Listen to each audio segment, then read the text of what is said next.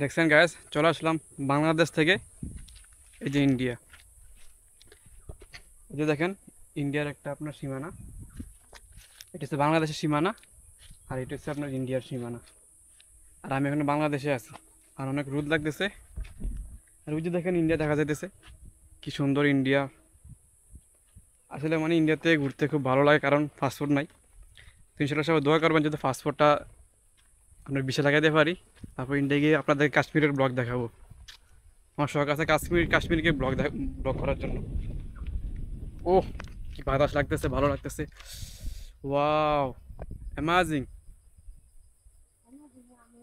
Amazing. এই আর কি, আমরা তো সবাই গ্রামে, তো আমরা গ্রামের একটা মানে কথা না, গ্রামের বলে যে লিচি গাছ এখানে থাকে অনেক। এই যে একটা প্রমাণ লিচি গাছ, অনেক লিচি ধরেছে।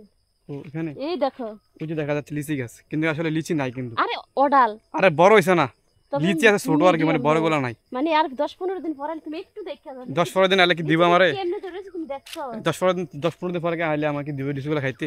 দিবে না, কারণ এগুলো আমাদের লিচু গাছ না। এদিকে তো এগুলো হয়েছে তোমার। একটা না একটা খাইছো। ও, কি সুন্দর ফুল, চ্যাঙ্গা।